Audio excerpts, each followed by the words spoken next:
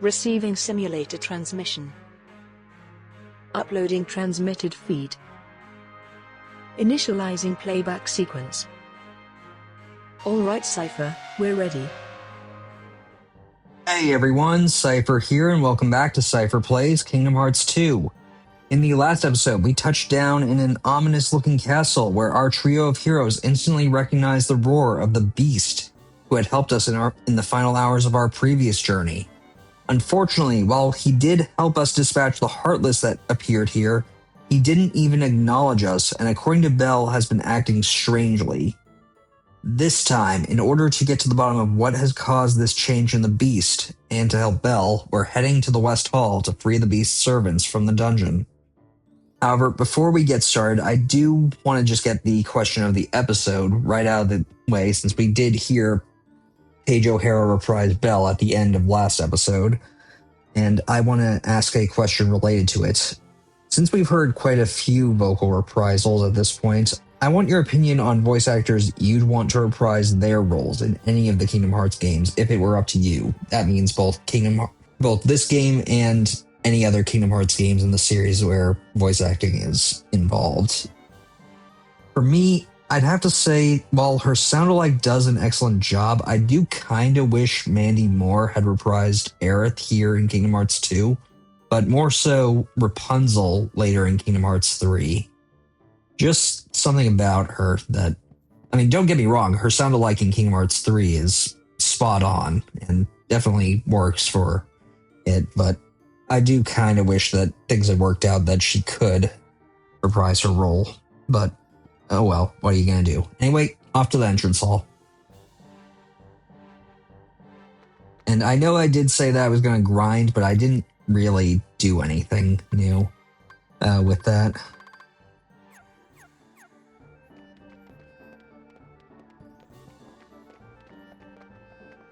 Anyway, this way to the West Hall.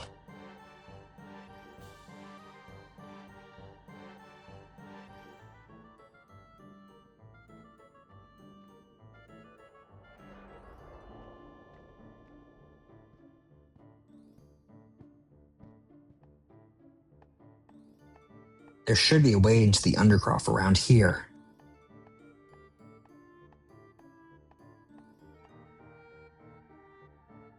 Well, while we are directed to move forward, there is a chest over here and there's a bit of exploring we can do. That one had a drive recovery, although not the one I expected.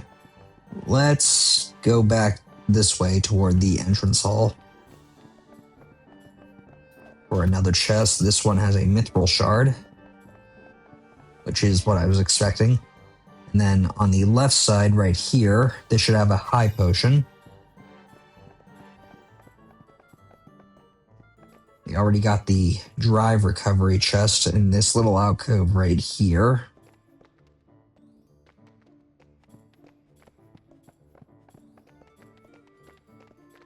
And this chest gets us a tent.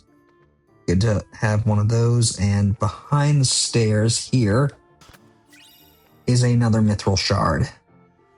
So, since we can't go up these stairs due to them being blocked off by the suits of armor here, these suits of armor up here impassable, we can't get that chest up there, so we'll just have to turn our attention to this.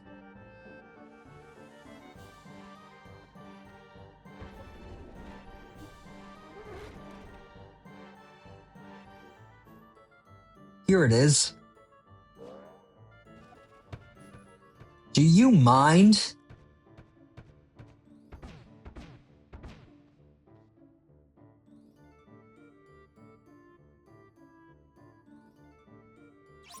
And thus begins a micro game. We're gonna have to move the wardrobe while making sure not to wake her and stopping whenever she does wake.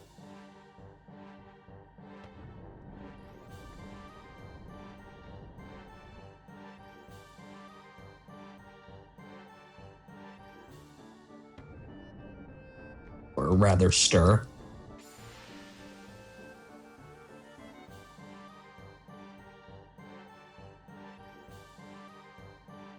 And I was just starting to get comfortable May I help you? Huh? What?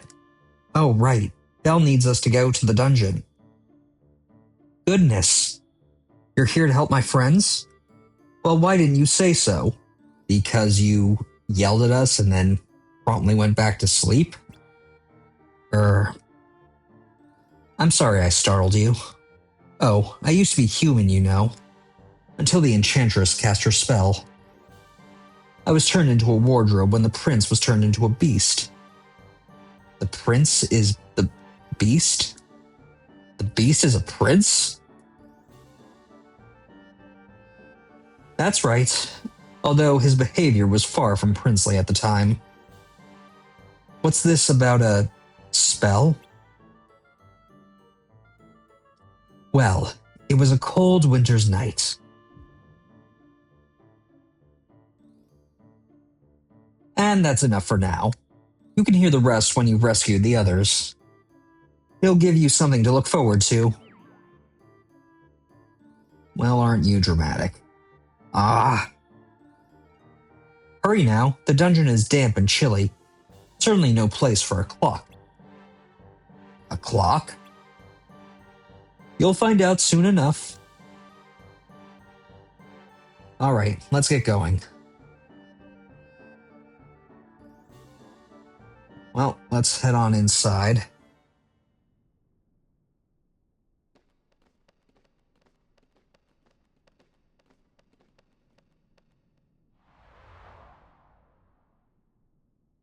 This must be it.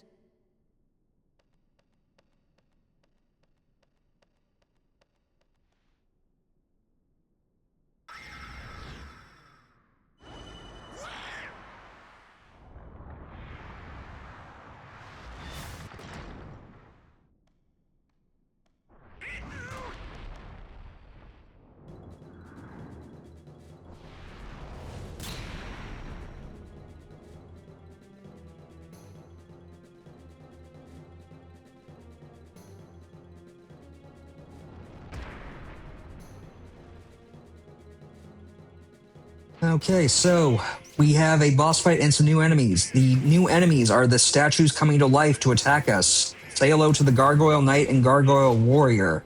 I'm going to try and ignore the boss right now just so that I can go over these guys.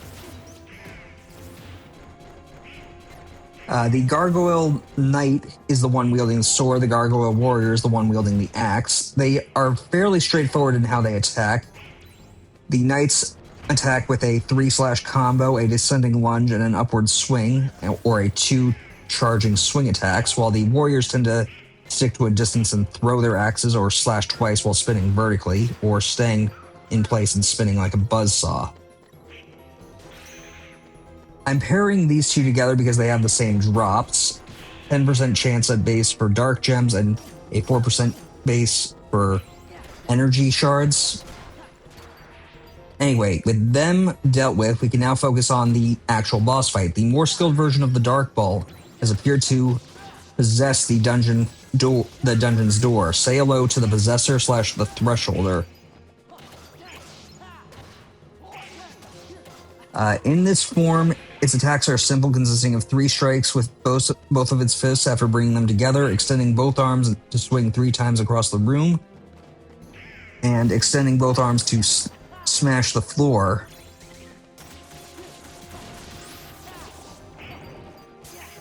Eventually, once we take down its HP, we can use the release command and it'll start to fly around and its actual body will be damageable. At least we would if we could actually hit it. Eventually, though, it'll take enough damage and it'll go back to possessing the door.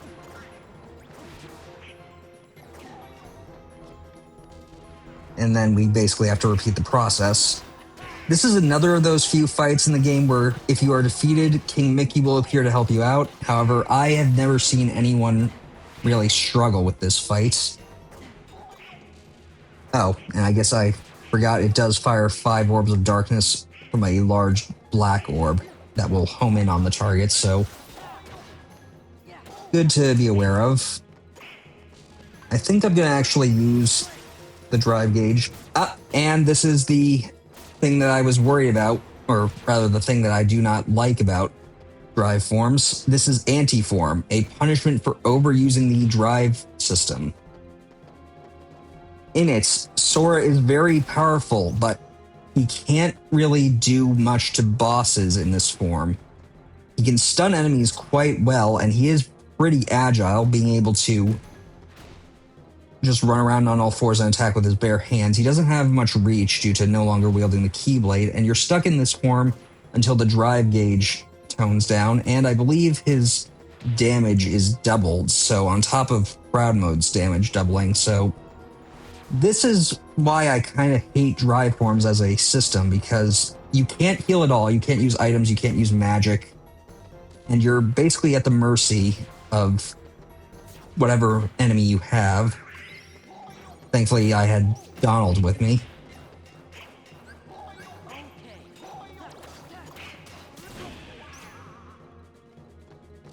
What's going on?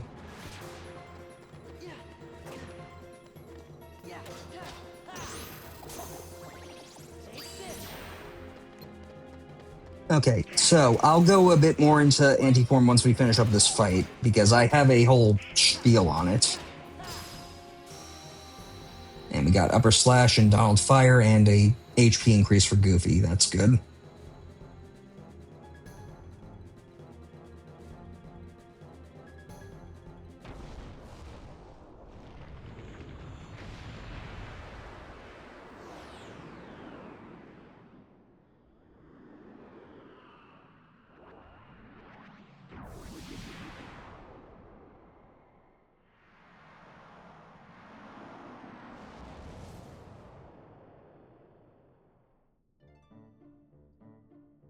You think the dungeon's past this door? Come on, we gotta set those servants free. He's right, let's go. Alright, well, I'm gonna take a brief timeout to discuss anti-form, as the danger of overusing the drive gauge and my real main issue with drive forms in general. Anti-form is a form of rage and overexertion of Sora giving up his friends for power, taken to the logical extreme as a punishment for the player, which I do find thematically weighty, since Sora's little speech to Riku back in Hall of Bastion back in Kingdom Hearts 1 was that he didn't need the Keyblade because his friends were his power.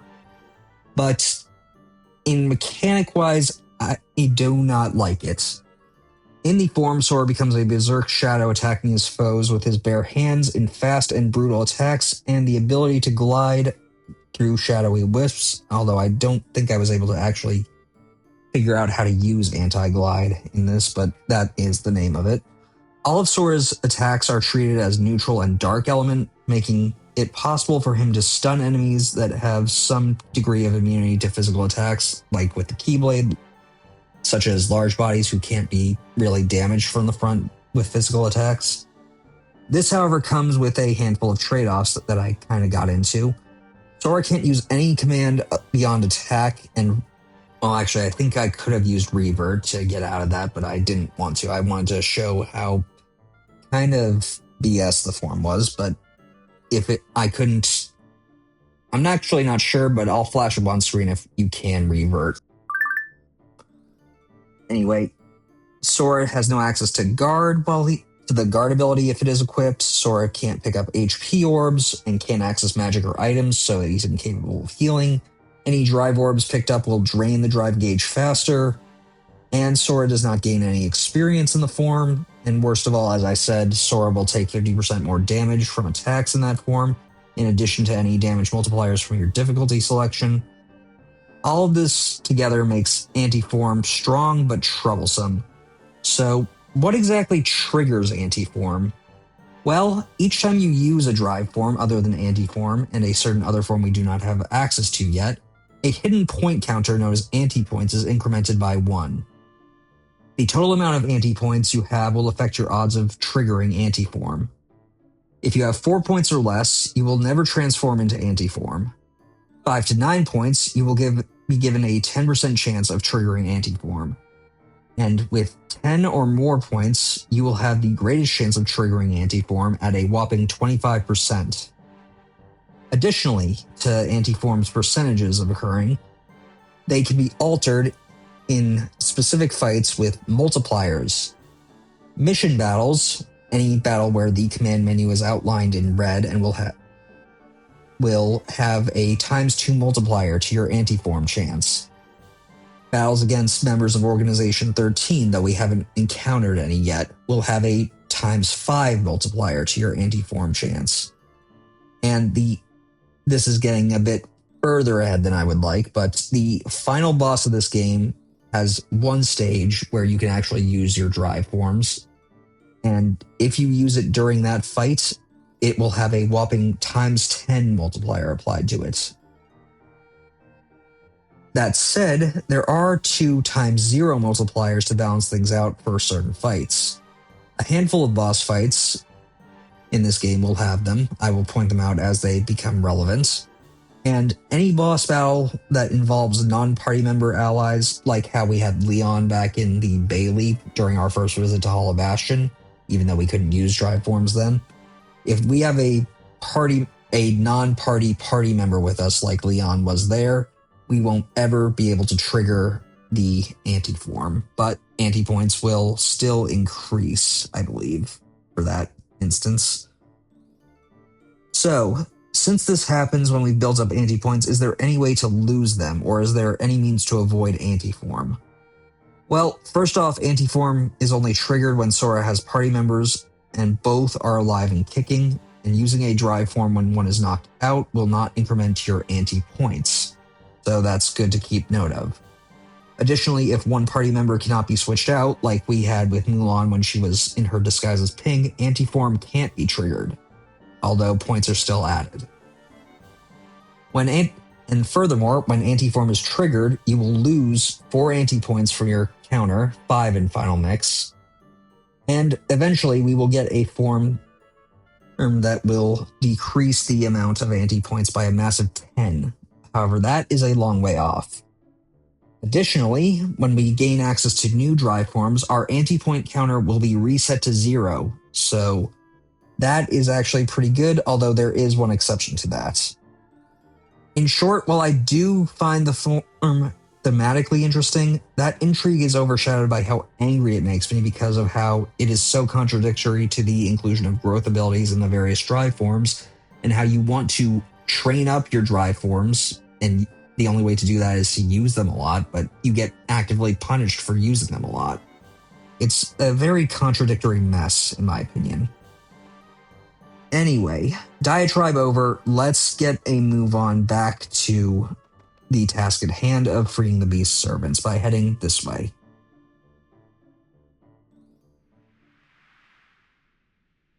There's nobody here. You mean there's nobody to rescue? Did someone say rescue? Shh. Keep quiet. It might be them. Oh, they look like nice boys to me. We are nice. We're your friends. Yeah, Belle sent us to find you.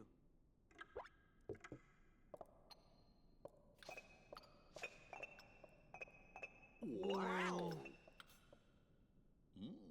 I'm Sora. Donald. Goofy. Stay back. Don't. I am self-winding, sir. I am not too deep. I'm glad you're okay. It is we who are overjoyed to see you. Did somebody put a spell on you guys too? Please. No. Yes, that's right. You've heard. It was the Enchantress. It seems so long ago. It was a cold winter's night. An old beggar woman came to the castle and asked for shelter. But the master of this castle, that is, of course, the prince... Stop that! Put me down this instant! Thank you.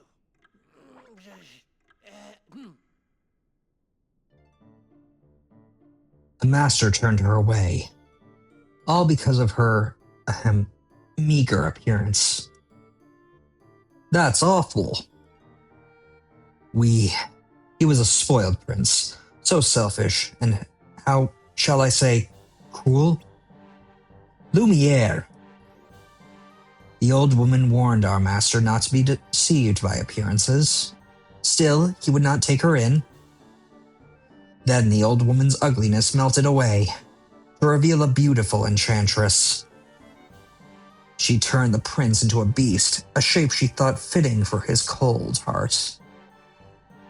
And to further punish him, everyone in the castle was enchanted too.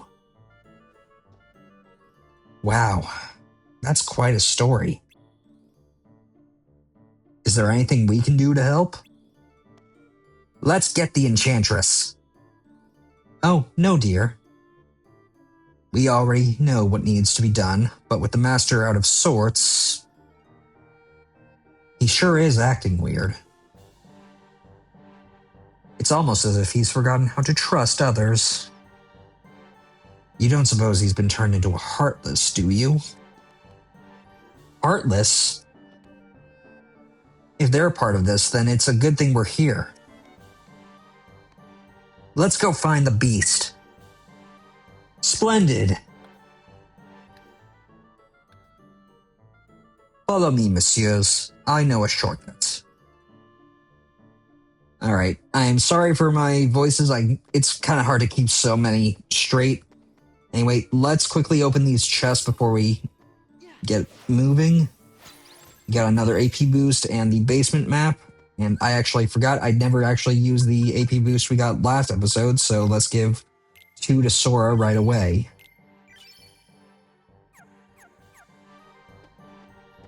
And I do have to take a second to praise more returning voice talent and a rather convincing sound-alike as well.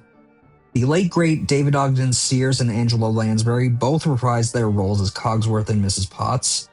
And while Lumiere wasn't voiced by his original voice actor, the late Jerry Orbach, due to him dying long before this game came out, Jeff Bennett filled in and has done countless times and does an amazing impression, honestly. Anyway, we have a save point here, so if you used Valor form in the previous fight and didn't get anti-form like I did, you can definitely make use of it to get your drive gauge back. I can't because I only have the 0 right now, so not much help to me. But we wanted to get those chests, and I think actually, from looking at our journal, there are 21 in total here, and we should have 14. 2, 3, 4, 5, 6, 7, 8, 9, 10, 11, 12, 13, 14. Yep. We're just missing 7 more. Anyway, we have to follow Lumiere up here to the... It seems all the statues in the castle have become hostile. Please be careful. Well, thankfully we have Cogsworth here.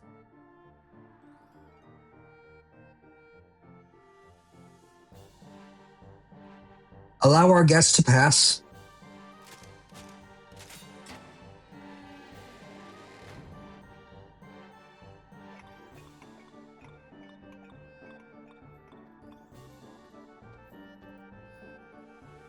After you. Right?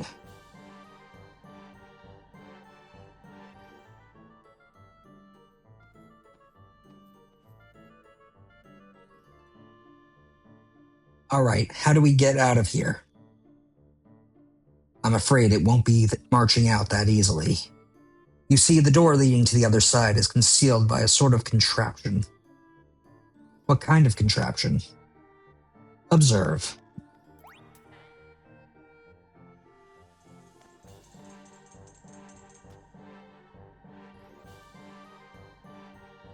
The lantern came down.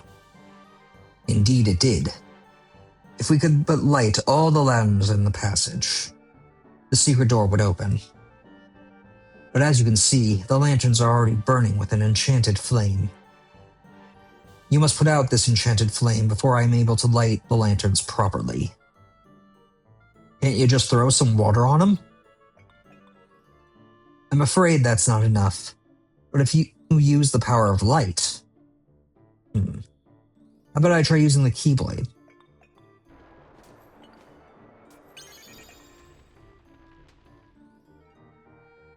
Bravo! Approach each lantern and use the reaction command Sprinkle to put it out. Only 3 lanterns left. If we work together, we'll have the door open in no time. Piece of cake. Again, it is not quite so simple, mon ami. Certainly you cannot expect Cogsworth to hang from that handle forever. What? Why, Lumiere, you... If he gets tired and falls off, all the unlit lanterns will rise to the ceiling again. Before you can continue, you must see to Cogsworth. Once he gets his strength back, he'll grasp the lever again for you. Use the reaction command Restore to help Cogsworth recover his strength. Let's give it a shot. So yeah, another minigame. So we'll have to just hurry along and use the sprinkle command as soon as Lumiere and Mrs. Potts are here. We will have to, I think, clear out at least some of the boxes here.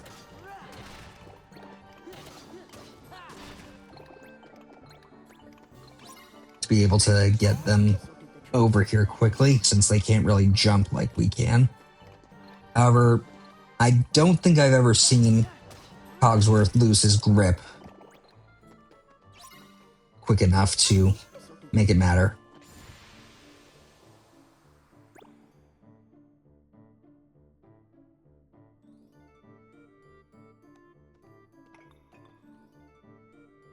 Are we all set? The secret door should open now. But I don't see any secret door. No need to worry. Just push that block over there. The one that's sticking out.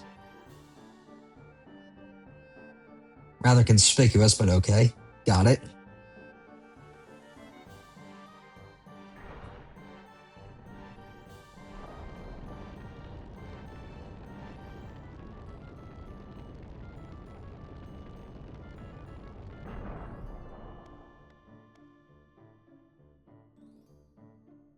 Now I must check on the castle.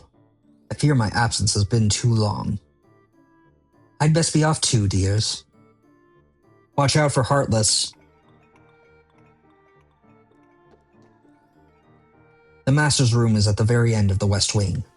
I shall go ahead and wait for you.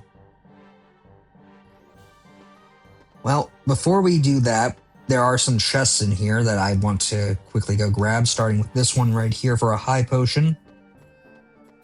This one here for a mithril shard. And I think that's actually it. Or at least, yeah, we have to go out to the West Hall now, so. Or at least, I thought. Hold on a sec, there might be another. Oh, no, it was right over here, my bad. We get a mega potion from this, which I figure I might as well go over. We did see mega potions back in the original game. It is basically just a potion for the entire party, and with item boost, it'll basically be a high potion for the entire party. So pretty decent if you are using it on somebody who has item boost. Anyway, let's move back to the West Hall. And immediately there's a chest right here with an AP boost, which I'll definitely want to make use of because I think now we can get our combo boost back with it. Because, again, use all your AP boosts on Sora since he gets infinitely more abilities than your other party members. And I think I'm actually going to get rid of Hidden Dragon for Starseeker, just so that we can, I mean, Hidden Dragon is fine, but I don't really feel that I need to, well, actually, you know what, we'll give Starseeker its chance to shine some other time. Let's have Hidden Dragon on and take care of this Gargoyle Warrior.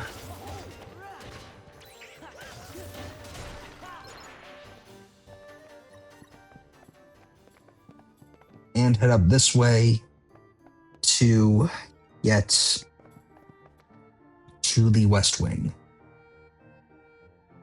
where there's a chest immediately in front of us after we deal with these Heartless.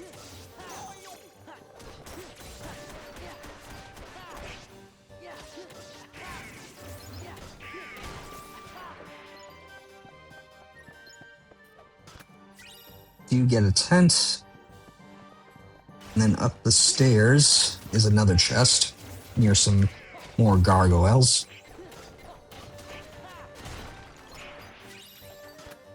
Oh, we got a dark gem from that one. Good.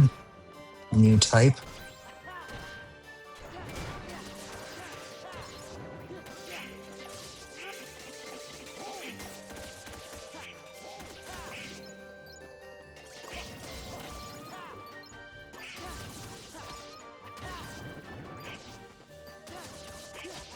Okay, getting a little bit crazy about all these bats.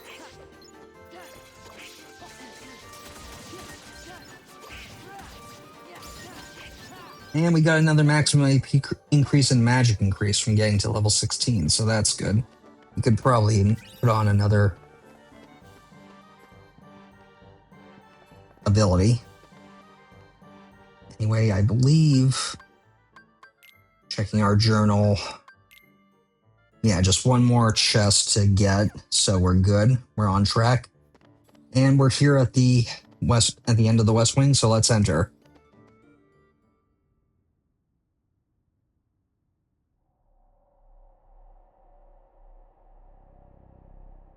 It's time you dealt with Belle. She's scheming to take everything you have. This castle, your precious rose, and then your life. Trust no one. Feed your anger. Only anger will keep you strong. I've had enough of strength. There's only one thing I want. What? To love and be loved in return. Who could ever love a beast? See? She has accomplices.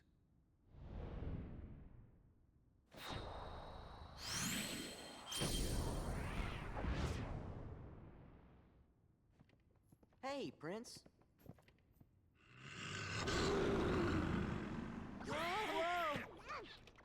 Oh dear, Master.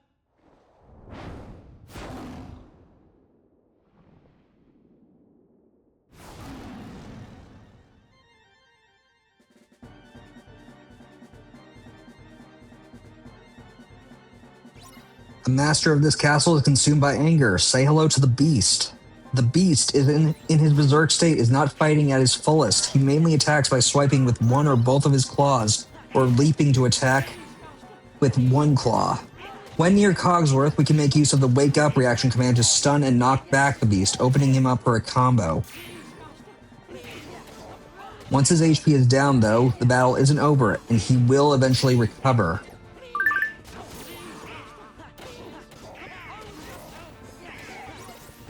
We have to use the charge command to help Cogsworth build up energy to be able to wake up Beast. Compose yourself.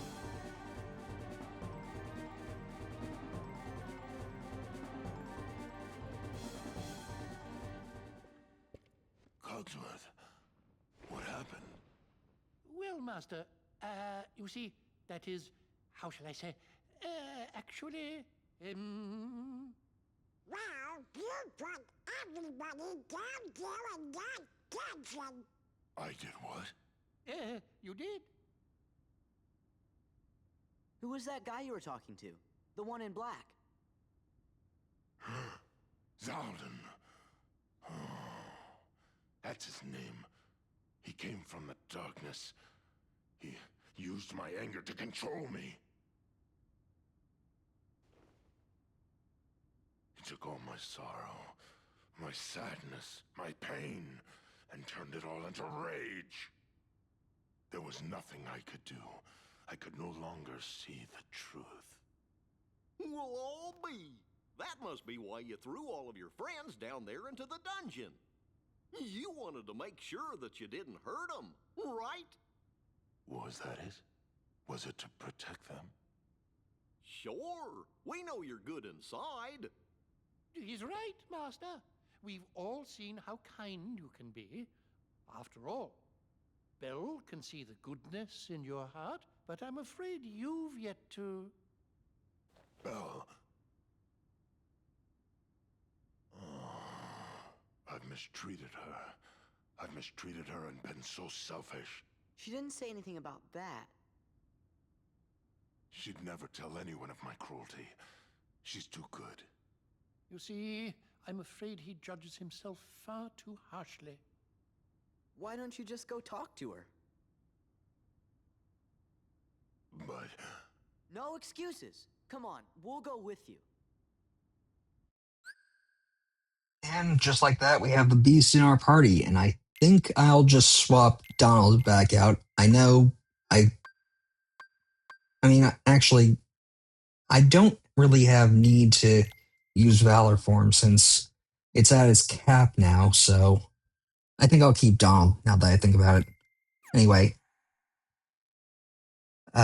let's get out so that we can get the last chest that is over here, a mega recipe, a very important chest to grab, to be sure. You'd think it would be a big chest, but whatever. And I want to actually take a look at the abilities we got for... Well, Donald got Donald Fire from one of the previous fights. Let's put that on. Well, actually, I don't really feel we need to, since it functions just like Sora's Fire. It's probably not all that great. However, Goofy did get Defender, so let's equip that so that he can increase his defense in a pinch, since he'll be going down to critical HP more often. Anyway, with the beast back to his senses, I'd say now is a good time to stop. Next time, we head back to Belle to let her know what has been going on. I want to thank you all for watching. Until next time, stay gold. Playback sequence terminated. Transmission disconnected.